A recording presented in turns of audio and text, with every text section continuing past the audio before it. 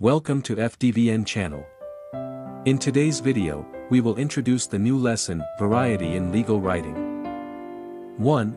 Begin with an adverb or an adverbial clause. Since the first word in a typical sentence is the subject, one way to achieve sentence variety is to begin a sentence with a word or phrase that is not the subject. Beginning with an adverb or adverbial phrase creates a slight shift in meaning because the information provided by the adverb is emphasized by its placement. If an adverb introduces a sentence, it is usually followed by a comma. However, a comma is not required with adverbs that describe time, like often, now, or always. Example, finally, the negligence of the defendant in permitting the automobile accident in which plaintiff was injured is too plain for argument. 2. Begin with a prepositional phrase. Variety in sentence structures can be achieved by occasionally beginning a sentence with a prepositional phrase. Unless they are very short, prepositional phrases that begin sentences are usually followed by a comma. Avoid beginning a sentence with a long string of prepositional phrases, which can be confusing to readers. Example, by deed dated March 20, 2010, the company granted to Frank C. Miller the exclusive right to fish and boat in all the waters at Lake Naomi. 3. Begin with a verbal phrase. Sentence structures can be varied by beginning sentences with verbal phrases using present or past participles and sometimes, infinitives. Infinitive, to act with reckless disregard for the safety of others is tantamount to committing an intentional crime. Present participle, binge, beginning from the point of origin. A meet is the length a straight line runs between the origin and the next boundary. Past participle, v-ed/v3, defeated at trial. In appellate courts, Ms. His Han took her case to the U.S. Supreme Court and ultimately won a unanimous decision. 4. Begin with an appositive. Appositives most often appear after the word they rename, but interesting variety can sometimes be achieved by inverting the order and beginning a sentence with an appositive in apposition to the subject of the sentence. Example, a man of significant means, the testator made generous bequests to charitable organizations. 5. Begin with an introductory series. Variety can be infused by beginning a sentence with an introductory series, but only when the series is relatively brief. Note, don't burden a sentence with long or complicated lists of details before the subject and verb. However, a few simple words can be fresh and interesting. Example, regarding location, timing, and price. Of these, the first, second, and third most important are location, location, and location. 6. Begin with brief modifying ideas, then subject and verb. Brief modifying ideas can be listed before the subject and verb of the sentence. In this context, brief is roughly a line of text or less. The most important words in a sentence are the subject and the verb. Avoid separating them and achieve variety by arranging short modifying phrases before the subject rather than between the subject and verb.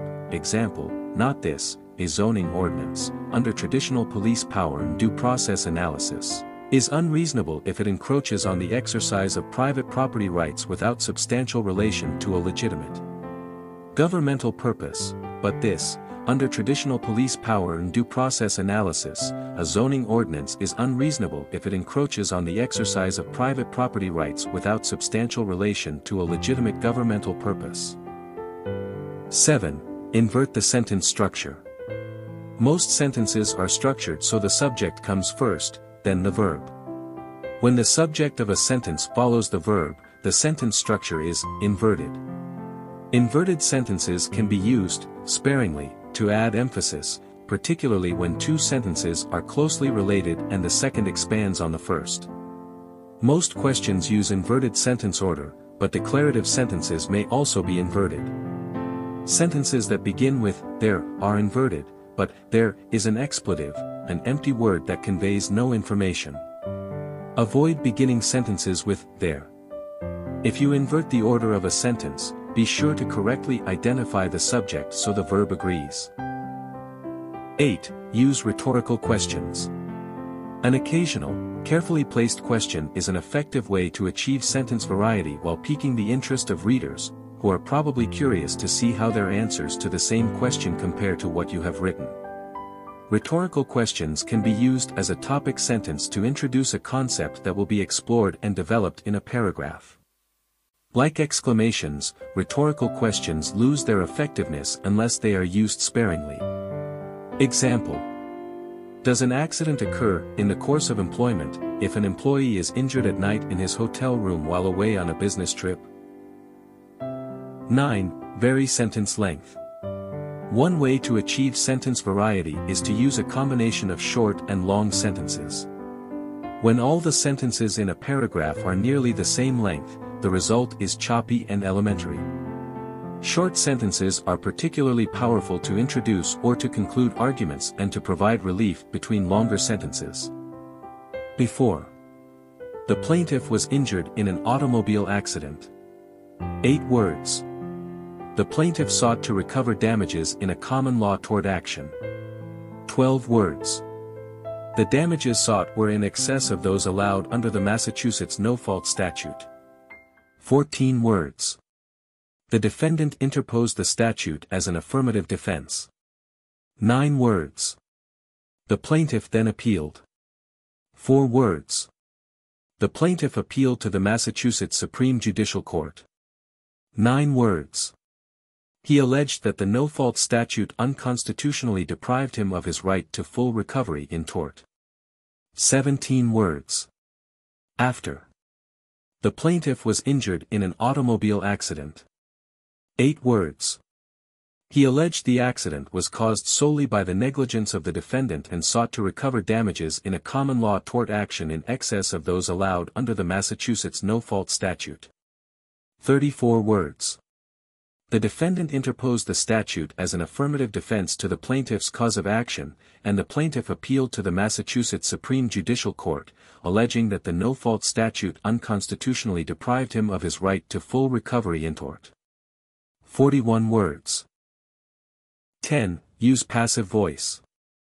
Although active voice is generally preferred in legal writing, passive voice can be used effectively in certain limited situations to achieve variety in sentence structure. In active voice, the subject is doing the action; in passive voice, the subject receives the action. Passive voice can be a useful tool for creating variety when it is not known who will perform the action, like with an event to occur in the future, or to state policy, like boilerplate in a contract.